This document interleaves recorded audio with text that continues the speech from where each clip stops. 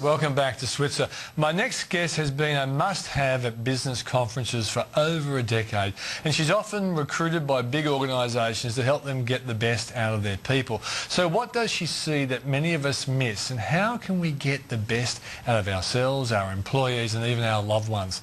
Terry Hawkins from People in Progress joins me now in the studio. How are you, Terry? Great, Peter. Well, look, you've been on the speaking circuit, as I said in the introduction, for over a decade. So what's the key message that you run with that people say, I've got to get this woman and to talk to my people? I think the big thing is, first of all, because I've had the training company for 20 years and I've been training for 29 years, I think the key factor that I've seen in businesses is that we first need to identify the fact that we actually, what stops us from performing and what does help us perform, then to own that. I think that's a big thing, not blame but own it, and then to set about taking action to change the results that we're getting. So is there a feeling that people are underperforming compared to the potential, and so you try to tap into what the potential is and make them own that plan, that goal to get to where they should be? Absolutely. I think when we take it outside, I think a lot of the time we take it outside of ourselves and we will blame the economy, we'll blame you know, our location, our products, the boss is always a good one. Yeah. And what happens then is that the moment it's outside, you can't change yourself.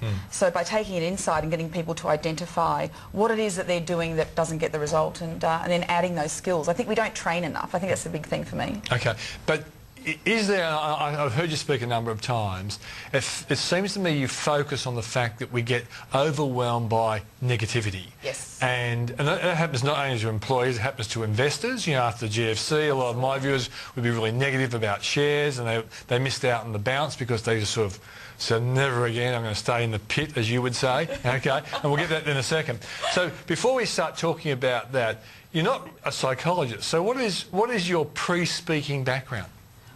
Well, my pre-speaking would have to be the training company, and I've also done lots and lots of research, and you know, I've really... But you were in sales as well, weren't you? I was the best salesperson, let me tell you. So I can believe that. I actually started my company with $167 and no credit cards because they wouldn't give me one. And I went out there and I door knocked, and I had a young girl actually come into the office the other day selling interest. It was from a bank. Can you believe it? Came in and she was selling... Door-to-door sales. Door-to-door sales. I'm thinking, yes, we're going back to the old days. Yeah. Because, and I said to her, that's how I started my business, because she was so engaging. So my background is the coalface and actually doing it the tough way, and having experience. I've also, our clients have educated me as well. I've worked with some of the most amazing CEOs and, you know, the shakers and the movers of this country, and I've been blessed to be taught by them and to go out and do the stuff. I mean, it's not just, you can get it out of a textbook, but then when you've got someone standing in front of you, and all of my programs, all of my products that I now have produced for the speaking side have come about because of one question. And it was interesting listening to Simon Crean. You know, when you find out what people want and then you give it to them, you actually end up with a successful result. And people will look at that one sentence and think it's quite flippant, but it really is quite a deep sentence. If you find out what people want and then give it to them. Because most of us mind read, most of us will assume what someone wants, produce the product. Businesses don't do customer surveys, and the hotels that we go to when we're on the speaking circuit often give you surveys that are so long you've never got any interest in answering. Exactly. In fact, I got a hotel actually sent me an email during the week and said, you didn't fill in your survey, was there something wrong? Which I thought was pretty good, that actually, was there something wrong? And I actually said right back, it was too long. I was too in a hurry. So anyway, let's talk about how you crack the speaking circuit, because, you know, there's two stories here. What your message is, but how you actually then, you're able to use that message to get acceptance on the speaking circuit, which is A, lucrative and quite a fun kind of way of living your life. Oh, it's great, because I often say the speaking circuit is, it's like the date. You know, it's like it's the honeymoon part, because it's exciting and it's, you know, it's a small frame of time, and there's, you know, you're on, you're off. The training is more like the marriage, it's the deeper development. But I got onto the speaking circuit really because I'd created these two characters through the training called Stickman and Pitman. Yeah. First time I thought you might have been on drugs or something when you start. But explain what you mean by Pitman and Stickman. Well, Stickman is actually the part of us that is dynamic, it's results focused, it's the part of us that gets out there and actually achieves what we need to achieve. Why stick? That's always got, why stick? Why not like gunman or whatever. Yeah, Exactly. gunman. I drew a stick man, and when I was teaching about the brain, because it came about through a sales training program, and I realised that it didn't matter how many times you gave people skills development, it was how they thought about themselves and what happened inside their brain that actually affected their result. Yep. So I drew a stick man on the board, and that's how I would explain the whole dynamic of thought, brain, and then the body projection. And it was a stick man, and then I was doing the pit of misery, and that's that place we go to, where we all go to it. And if you look at the world that we are in now, it's a magnet. You know, you said it before. We start to get a thought, we're not making budgets and targets, and then we think, oh, what else can go wrong? And then we start to become this total, have this total heaviness. And so Pitman is almost, it's a magnet, and Pitman and Pit people, and you know, they're everywhere. So I've made it into a humorous energy, so people can actually see the part of them that stops their companies getting results. And then Stickman is like the superhero. Where you want to be. Yeah. Yeah, so when you're out of the pit, you're stick man. Yes. Okay. But what's the deal with negative people? Why are they negative? Is it because the external circumstances around them makes them negative, or do they have a predisposition to attract the negative? Beautiful. I think it's both. Because I think some people are born pessimist, or they're born... And optimistic people are not necessarily good either, because they can have rose-coloured glasses on. Yep. The other great part about being in a pessimistic state is that we can get some great learnings when we're having those dark moments. Yep. And business, you know, whenever we have a dark time or we go down that roller coaster, that's when people start to get honed. That's when our training business goes through the roof when business gets tough, because people want to know, people don't make hay when the sun shines. That's the problem, and we get desperate. So I think really at the end of the day, if people are pessimistic, it's a state that they go into. So sometimes we have a predisposition, but I think everybody goes down, everybody has a stick moment or a pit moment, you know. It's but I guess the bottom line is, do some people get in the pit, and because it's so bad for them, they're overwhelmed by it, and they can't take the lesson and benefit from it? Because I was taking from your interpretation that some people in the pit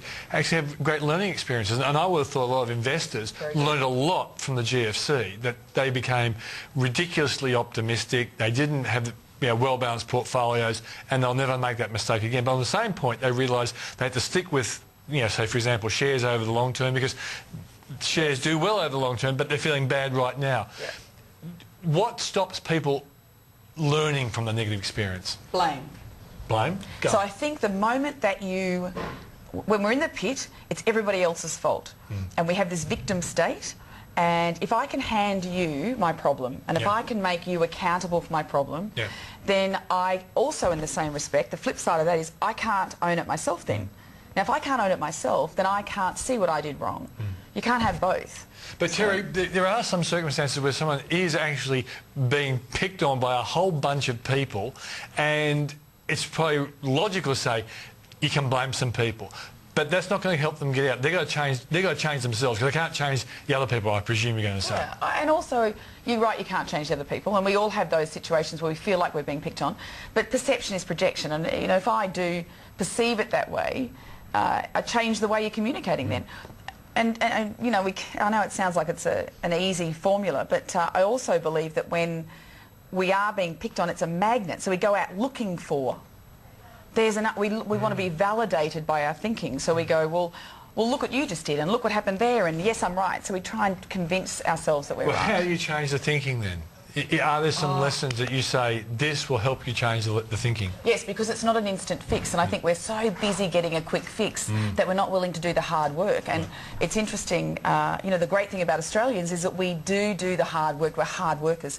So it's the whole neural pathway, and if it's taken you 20 years to form a habit, it's not going to happen overnight. But to pay attention and be aware of it, and almost observe your behaviour and go, wow, well, I keep getting that same result. What can I go back and identify as an inappropriate behaviour, and then change that, and doing it over and over. But the trouble is this goes, our heart pounds, we don't like the discomfort, and we stop and go back to our old ways. So, but I also think a lot of people are procrastinators as well. But are they procrastinators because they fear change and they got used to, even though it's an uncomfortable comfort zone, they're happy to stay in there rather than take on new challenges to become the new person they could be? It's a good enemy.